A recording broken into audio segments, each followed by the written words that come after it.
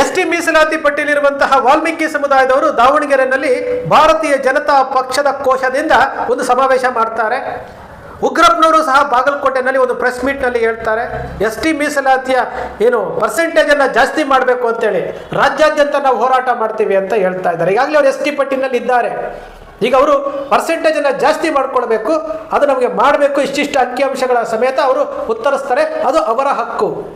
ಅವರು ಮುಂದುವರೆದು ಹೇಳ್ತಾರೆ, ಎಸ್ ಟಿ ಪಟ್ಟಿಗೆ ಯಾರು ಬೇಕಾದರೂ ಬರ್ಬೋದು, ಬರಬೇಕಾದ್ರೆ ಅವ್ರು ಪರ್ಸೆಂಟೇಜ್ ತೊಗೊಂಡು ಬರಲಿ.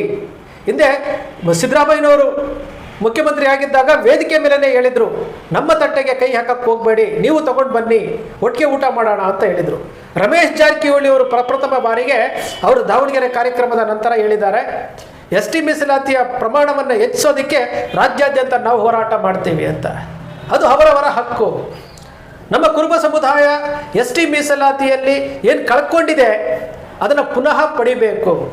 ಆ ಪಡೆಯೋದಕ್ಕೆ ರಾಜಕೀಯ ಇಚ್ಛಾಶಕ್ತಿ ಇಲ್ಲದ ಕಾರಣ ನಾನು ಯಾಕೆ ಉಗ್ರಪ್ಪ ರಮೇಶ್ ಜಾರಕಿಹೊಳಿ ಅವರ ವಿಚಾರ ಪ್ರಸ್ತಾಪ ಮಾಡಿದೆ ಅಂದರೆ, ಅವರೂ ಸಹ ಶಾಸಕರು, ಉಗ್ರಪ್ಪನವರು MLC ಆಗಿದ್ದಂಥವರು, ಸಂಸದರಾಗಿದ್ದಂಥವರು, ವಕೀಲರು. ರಮೇಶ್ ಜಾರಕಿಹೊಳಿ ಅವರು ಸಹ ಶಾಸಕರಾಗಿದ್ದಾರೆ, ಸಚಿವರಾಗಿದ್ದಂಥವರು.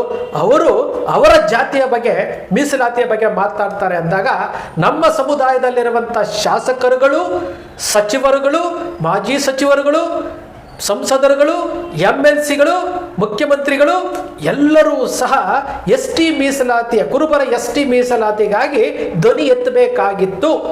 ಆದರೆ ಒಬ್ಬರೂ ಸಹ ಬಾಯಿ ತೆರೀಲಿಲ್ಲ. ಅದರಲ್ಲಿ ಒಂದಷ್ಟು ಜನ ಬಂದಂಗೆ ಬಂದರು, ಲಾಭ ಮಾಡಿಕೊಂಡು ಹೋದರು, ಹಾಳು ಮಾಡಿ ಹೋದರು. ಇದು ನಮ್ಮ ಸಮುದಾಯದ ರಾಜಕಾರಣಿಗಳ ಅವರ ನಡವಳಿಕೆಯ ಬಗ್ಗೆ ನಾವು ಕೂಲಂಕುಷವಾಗಿ ಒಂದು ಸಾರಿ ರೀಕಾಲ್ ಮಾಡಿಕೊಳ್ಬೇಕು. ನಾನು ಪದೇ ಪದೇ ಹೇಳ್ತಾ ಇರ್ತೇನೆ.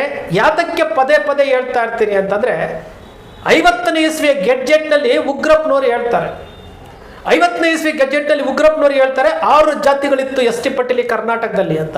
ಆ 6 ಜಾತಿಗಳಲ್ಲಿ ವಾಲ್ಮೀಕಿ ಸಮುದಾಯ ಇರಲಿಲ್ಲ. ಅಲ್ಲಿ ಜೇನು ಕುರುಬ, ಕಾಡು ಕುರುಬ ಪ್ಲಸ್ ಇನ್ನು 4 ಜಾತಿಗಳಿರ್ತವೆ.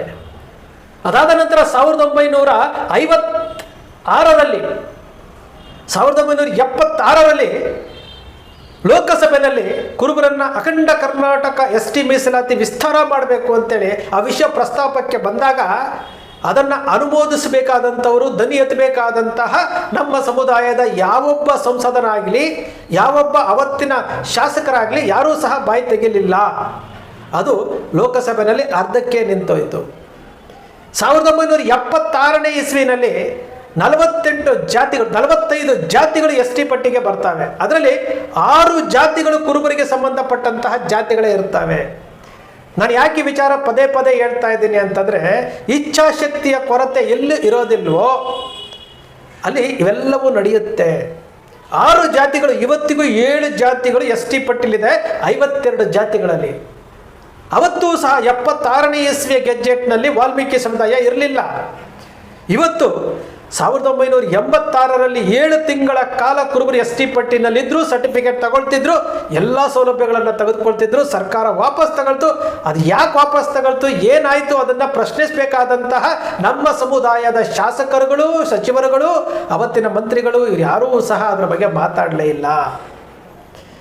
91ನೇ ಇಸ್ವಿನಲ್ಲಿ ವಾಲ್ಮೀಕಿ ಸಮುದಾಯದವರು ಅರ್ಜಿ ಹಾಕ್ತಾರೆ, ನೇರವಾಗಿ ಹೋಗಿ 5 ಜಾತಿಗಳನ್ನು ಮಾಡಿಸ್ಕೊಳ್ತಾ ಬರ್ತಾರೆ. ನಮ್ಮ ಸಮುದಾಯದವರು ಕರ್ನಾಟಕದಲ್ಲೇ ಇದ್ದಂತಹ 6 ಜಾತಿಗಳಲ್ಲಿ ಒಂದು ಸಮಾನಾರ್ಥ ಪದ, ಕೊಡಗಿನಲ್ಲಿರುವಂಥ 28 ಕ್ರಮ ಸಂಖ್ಯೆ 1 ಸಮಾನಾರ್ಥ ಪದ ಅಂತ ಕೊಟ್ಟಿದ್ದರೆ, ವಾಲ್ಮೀಕಿ ಸಮುದಾಯದವರು ಸೌರಾಷ್ಟ್ರ ಬಾರ್ಡ್ರಲ್ಲಿರುವಂತಹ ನಾಯ್ಕಳ ಸಮುದಾಯದವರು ನಾವು ಒಂದೇ ಅಂತೇಳಿ ಅರ್ಜಿ ಕೊಡ್ತಾರೆ. ನಮ್ಮವರು ಕೊಡಗಿನಲ್ಲಿರುವಂತಹ ಕ್ರಮ ಸಂಖ್ಯೆ 28ರಲ್ಲಿರುವಂತಹ ನಾವು ಕುರುಬರು ನಾವು ಒಂದೇ. ಕೊಡಗಿನಲ್ಲಿರುವಂತಹ ಕುರುಬರು, ಪ್ರಿಯಾಪಟ್ಟಣದಲ್ಲಿರುವಂತಹ ಕುರುಬರು, ಮೈಸೂರಿನಲ್ಲಿರುವಂತಹ ಕುರುಬರು, ದಾವಣಗೆರೆಗೆ ಕುರುಬರು ಎಲ್ಲ ಒಂದೇ ಅಂತೇಳಿ ಒಂದು ಅರ್ಜಿ ಕೊಡಲಿಲ್ಲ. ಬೀದರ್ನಲ್ಲಿರುವಂತಹ ಗೊಂಡರು, ಕಲಬುರಗಿಲಿರುವಂತಹ ಗೊಂಡರು ಕುರುಬರು, ರಾಯಚೂರಿನಲ್ಲಿರುವಂತಹ ಕುರುಬರು ನಾವೆಲ್ಲ ಒಂದೇ ಅಂತ ಒಂದು ಅರ್ಜಿ ಕೊಡಲಿಲ್ಲ. ಕಳ್ಕೊಂಡ್ವಿ. 25 ವರ್ಷಗಳ ನಂತರ ಜಗದ್ಗುರುಗಳು ಕೂತ್ಕೊಂಡು ಸಮಾಲೋಚನೆ ಮಾಡಿ, ಹಾಲುಮತ ಮಹಾಸಭಾದೊಂದಿಗೆ ಸಮಾಲೋಚನೆ ಮಾಡಿ, ದಾಖಲೆಗಳನ್ನು ಸಂಗ್ರಹಿಸಿ ಮತ್ತೊಮ್ಮೆ ಚಾಲನೆ ಕೊಟ್ಟು 15 ನವೆಂಬರ್ 2025ಕ್ಕೆ ಡಾಕ್ಟರ್ BR ಅಂಬೇಡ್ಕರ್ ರವರ ಸಮುದಾಯ ಭವನ ಬಾಗಲಕೋಟೆಯಲ್ಲಿ ನಮ್ಮ ಸಂವಾದದ ಮೂಲಕ ಪ್ರಾರಂಭ ಆಗಿದ್ದಿದ್ದು. ಅರ್ಥ ಮಾಡ್ಕೊಳ್ಬೇಕಾಗಿರೋಂಥದ್ದು ಈ ಸಮುದಾಯ. ಅವತ್ತು ಪ್ರಾರಂಭ ಆಗಿದ್ದು ಬೆಳಗಾವಲ್ಲಿ ಸ್ವಾಭಿಮಾನಿ ಕುರುಬರ ಸಮಾವೇಶ. ಒಬ್ಬ ರಾಜಕಾರಣಿನ ಸ್ಟೇಜ್ ಮೇಲೆ ಹತ್ತಿಸ್ಲಿಲ್ಲ. ಯಾಕೆಂದ್ರೆ ಆ ರಾಜಕಾರಣಿಗಳು ಕೈಗೆ ಬಂದದ್ದನ್ನ ಕಳ್ಕೊಂಡ್ರು, ಕೈ ಚೆಲ್ಲಿದ್ರು, ಅವತ್ತು ಧ್ವನಿ ಎತ್ತಲಿಲ್ಲ ಅಂತೇಳಿ ಒಬ್ಬ ರಾಜಕಾರಣಿಗಳನ್ನ ಸ್ಟೇಜ್ ಮೇಲೆ ಹತ್ತಿಸ್ಲಿಲ್ಲ. ಅಂತಹ ಒಂದು ಸ್ವಾಭಿಮಾನಿ ಸಮಾವೇಶ ಮಾಡಿ ಪ್ರಾರಂಭ ಮಾಡಿ 2015ರಿಂದ 2023ರವರೆಗೂ ನಿರಂತರವಾಗಿ 3 ಸರ್ಕಾರಗಳ ಮೇಲೆ ಒತ್ತಡ ಹಾಕಿದ್ದಂಥದ್ದು. ಏನೂ ಇಲ್ಲ, ಸುಮ್ಮನೆ ವಾಟ್ಸಪ್ಪಲ್ಲಿ ಮಾತನಾಡ್ತಿರಲ್ಲ ಏನಾಯ್ತು ಅಂತ. ಏನೂ ಇಲ್ಲ ರೀ. ಒಬ್ಬ ರಾಜಕಾರಣಿ ಇವತ್ತಿನವರೆಗೂ ಈ ಸಮುದಾಯಕ್ಕೆ ST ಮೀಸಲಾತಿಯಲ್ಲಿ ಅನ್ಯಾಯ ಆಗಿದೆ, ಇವರು ಹೋರಾಟ ಮಾಡ್ತಾ ಇದ್ದಾರೆ, ಇವರಿಗೆ ಸಹಕಾರ ಕೊಡಬೇಕು ಅಂತೇಳಿ ಒಬ್ಬ ಶಾಸಕರು, ಒಬ್ಬ ಸಚಿವರಾಗಲಿ ಯಾರೂ ಸಹ ST ಮೀಸಲಾತಿಯ ಸಹಕಾರಕ್ಕೆ ಕೊಡಲೇ ಇಲ್ಲ. ಒಂದಷ್ಟು ಸತ್ಯಗಳನ್ನು ಹೇಳ್ಕೊಳ್ಳೋದಕ್ಕೆ ಆಗಲ್ಲ, ಹೇಳಿದ್ರೆ ನಮಗೆ ನಾಚಿಕೆ ಆಗುತ್ತೆ. ಎಂತೆಂತಹ ಮಾತುಗಳನ್ನು ಕೇಳಿದಿರಿ. ಏನಕ್ಕೆ ಬೇಕು ST ಮೀಸಲಾತಿ ಶಿಫಾರಸ್ಸಾಗಿದೆ, ಕೇಂದ್ರದಲ್ಲಿದೆ, ಕೇಂದ್ರದಲ್ಲಿ 3-4 ಸಭೆಗಳನ್ನು ಮಾಡಿದ್ದೀವಿ, ಸ್ವಲ್ಪ ಸಹಾಯ ಮಾಡಿ ಅಂತ ಕೇಳಿದ್ರೆ ಯಾರಿಗೆ ಬೇಕು ST ಅವಶ್ಯಕತೆ ಇಲ್ಲ, ನಡಿರಿ ಅಂತೇಳಿ ಪುಷ್ ಮಾಡ್ತಾರೆ.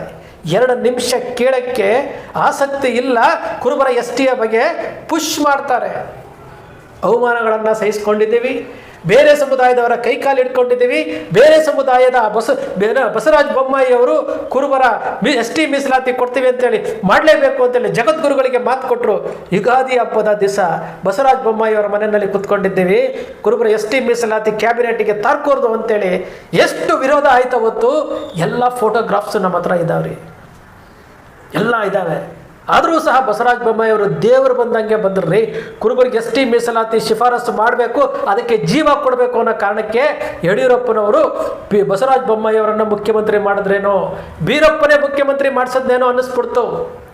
ಕೊನೆ ಕ್ಯಾಬಿನೆಟಲ್ಲಿ ಇಟ್ಟು ಪಾಸ್ ಮಾಡಿಸಿ ಜುಲೈ 20ನೇ ತಾರೀಕು ಬೆನ್ನತ್ತಿ ಜುಲೈ 23ನೇ ತಾರೀಕು ದೆಹಲಿಗೆ ಕಳಿಸ್ಕೊಟ್ಟಿರುವಂಥದ್ದು.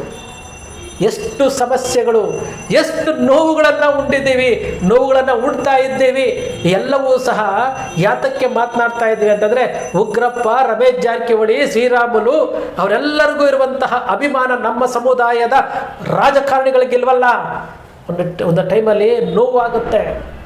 ಇದೇ ST ಮೀಸಲಾತಿಯ ವಿಚಾರದಲ್ಲಿ ಯಾರ್ಯಾರು ಏನೇನು ಮಾಡಿದ್ರು ಯಾವುದನ್ನು ಬಾಯಿ ಬಿಡಬಾರ್ದು, ಕಟ್ಟು ಹಾಕುವಂಥ ಕೆಲಸ, ನನಗೆ ಕಟ್ಟಿ ಹಾಕುವಂಥ ಕೆಲಸ ಮಾಡಿದ್ದಾರೆ. ಆದರೆ ಮನಸ್ಸು ತಡೆಯೋದಿಲ್ಲಲ್ಲ.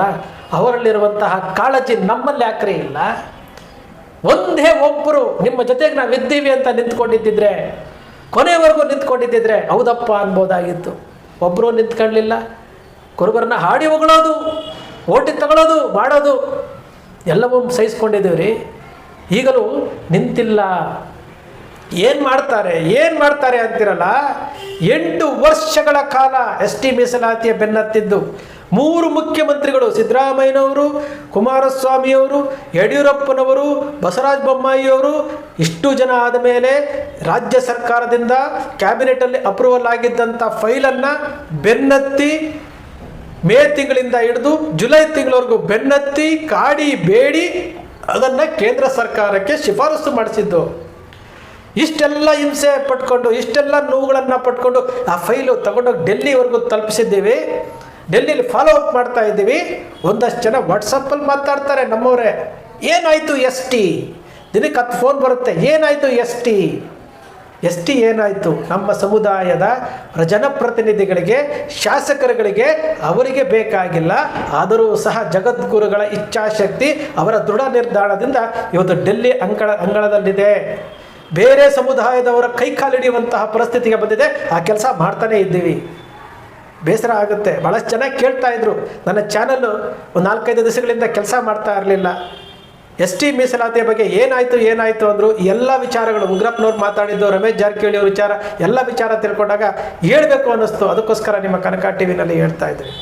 ಒಂದಂತೂ ಸತ್ಯ, ಡೆಲ್ಲಿ ಅಂಗಳದಲ್ಲಿರುವಂಥ ST ಮೀಸಲಾತಿಯನ್ನು ಕರ್ನಾಟಕದ ಎಲ್ಲ ಕುರುಬರಿಗೂ ವಿಸ್ತಾರ ಆಗಬೇಕು. ಆ ಕೆಲಸ ನಾವು ಮಾಡೇ ಮಾಡ್ತೀವಿ. ಕೆಲವು ದಿನಗಳು ನಾವು ಕರೆ ಕೊಡ್ತಾ ಇದ್ದೇವೆ. ನಾವು ಅಖಂಡ ಕರ್ನಾಟಕದ ಕುರುಬರಿಗೆ ST ಮೀಸಲಾತಿ ಶಿಫಾರಸು ಆಗಬೇಕು, ಇದಕ್ಕೆ ನಾವು ಕರೆ ಕೊಡ್ತಾ ಇದ್ದೇವೆ. ಸ್ವಲ್ಪ ದಿನ ಎಲ್ಲರಿಗೂ ಸಹ ರೂಪುರೇಷೆಗಳನ್ನು ರೂಪಿಸ್ತಾ ಇದ್ದೇವೆ. ಜಗದ್ಗುರುಗಳು ಇವತ್ತೇನು ಆದೇಶ ಕೊಟ್ಟಿದ್ದಾರೆ ಆ ಆದೇಶವನ್ನು ತಲುಪಿಸುವಂತಹ ಕೆಲಸ ನಾವು ನಿಮ್ಮ ಜಿಲ್ಲಾ ಕೇಂದ್ರಗಳಿಗೆ ಬರ್ತೇವೆ. ಯಾರ್ಯಾರಿಗೆ ಎಸ್ ಟಿ ಮೀಸಲಾತಿಯಲ್ಲಿ ಆಸಕ್ತಿ ಇದೆಯೋ ಅವರು ನಮ್ಮ ಜೊತೆಯಲ್ಲಿ ಸೇರ್ಕೊಳ್ಬೋದು, ಅವರ ಸಭೆಗಳಲ್ಲಿ ಬರ್ಬೋದು. ಅವರು ನಾವು ಮುಂದೆ ಏನು ಮಾಡಬೇಕು ಏನೋದ್ರ ಬಗ್ಗೆ ನಾವು ಆದಷ್ಟು ಬೇಗ ನಿಮ್ಮನ್ನು ನಾವು ಭೇಟಿ ಮಾಡ್ತೇವೆ. ಮುಂದೆ ಏನು ಮಾಡಬೇಕು, ಕೂತಲ್ಲೇ ಏನು ಮಾಡಬೇಕು, ನೆಕ್ಸ್ಟ್ ಏನು ಮಾಡಬೇಕು ಅನ್ನೋ ವಿಚಾರಗಳನ್ನು ಆದಷ್ಟು ಬೇಗ ಇನ್ನೊಂದು 2 ವಾರದ ಒಳಗಡೆಗೆ ನಿಮಗೆ ಎಲ್ಲ ನಾವು ರೂಪುರೇಷೆಗಳನ್ನು ಕೊಟ್ಟು ನಾವು ನೀವಿರುವಂತಹ ಜಾಗಕ್ಕೆ ನಾವೇ ಬರ್ತಾ ಇದ್ದೇವೆ.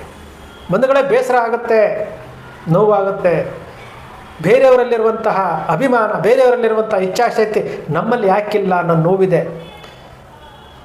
4-5 ದಿನಗಳಿಂದ ಈ ಮನಸ್ಸಿನಲ್ಲಿ ಕಾಡ್ತಾ ಇತ್ತು. ಆದರೆ ಯಾಕೋ ಚಾನಲ್ಲು ತಾಂತ್ರಿಕವಾಗಿ ನನಗೆ ಸಮಸ್ಯೆ ಕೊಡ್ತಾ ಇರೋದ್ರಿಂದ ನಾನು ಮಾಡಲಿಕ್ಕೆ ಆಗಲಿಲ್ಲ. ಇವತ್ತು ನಾನು ಹೇಳ್ತಾ ಇದ್ದೇನೆ, ಇನ್ನು ಸ್ವಲ್ಪ ದಿನ, ಇನ್ನು 4-5 ದಿನಗಳಲ್ಲಿ ನಿಮಗೊಂದು ಕ್ಲಿಯರ್ ಪಿಕ್ಚರ್ ಅಂತ ನಾವು ಕೊಡ್ತೇವೆ. ಕ್ಲಿಯರ್ ಪಿಕ್ಚರ್ ನಾವು ಕೊಡ್ತೇವೆ. ದಯಮಾಡಿ ನೀವು ಏನರ ನೀವು ವಾಟ್ಸಪ್ಪಲ್ಲಿ ಏನೇನೋ ಮಾತಾಡ್ತಿರಲಿಲ್ಲ, ನೀವು ಯಾವುದ್ರ ಬೇಕಾದರೂ ಮಾತಾಡ್ಕೊಳ್ಳಿ. ಕೆಲಸಕ್ಕೆ ಬಾರದಂತಹ ರಾಜಕೀಯ ವಿಚಾರಗಳನ್ನು ವಾಟ್ಸಪ್ಗಳಲ್ಲಿ ಮಾತಾಡ್ತಾ ಇರ್ತೀರಿ. ನೀವು ಮಾತಾಡ್ಕೊಳ್ಳಿ, ನಿಮಗೆ ಟೈಮ್ ಪಾಸ್ ಮಾಡ್ಕೊಳ್ಳಿ. ರಾಜಕಾರಣಿಗಳನ್ನು ಒತ್ತು ಮೆರೆಸಿ ನೀವು ರಾಜಕೀಯ ಮಾತಾಡ್ಕೊಳ್ಳಿ. ಆದರೆ ಕುರುಬರ ಎಸ್ ಟಿ ಮೀಸಲಾತಿಯ ವಿಚಾರದಲ್ಲಿ ಮಾತ್ರ ಹಗುರವಾಗಿ ಮಾತಾಡೋಕ್ಕೆ ಹೋಗಬೇಡಿ. ನೀವು ಹೊಟ್ಟೆ ತುಂಬಿಕೊಂಡು ಆರಾಮಾಗಿ ಫಸ್ಟ್ ಕ್ಲಾಸ್ ಆಗಿದ್ದೀರಿ. ಎಸ್ ಟಿ ಮೀಸಲಾತಿ ಕಳ್ಕೊಂಡು ಎಷ್ಟು ಹಿಂಸೆ ಪಡ್ತಾ ಇದ್ದಾರಲ್ಲ, ಆ ಸಮುದಾಯದ ಮುಗ್ಧ ಕುರುಬರಿಗೋಸ್ಕರವಾಗಿ ನಾವು ಹೋರಾಟ ಮಾಡ್ತೇವೆ. ಆ ಕೆಲಸ ನಾವು ಮುಂದುವರಿಸ್ತೇವೆ. ಈ ವಿಶ್ಲೇಷಣೆ ನಿಮ್ಗೆ ಇಷ್ಟ ಆಯಿತು ಅಂದರೆ ಸಬ್ಸ್ಕ್ರೈಬ್ ಆಗಲಿಲ್ಲ ಅಂದರೆ ಸಬ್ಸ್ಕ್ರೈಬ್ ಮಾಡ್ಕೊಳ್ಳಿ. ಪಕ್ಕದಲ್ಲಿ ಕಾಣುವಂಥ ಬೆಲ್ ಐಕಾನ್ ಪ್ರೆಸ್ ಮಾಡಿ, ಶೇರ್ ಮಾಡಿ, ಪ್ರೋತ್ಸಾಹ ನೀಡಿ.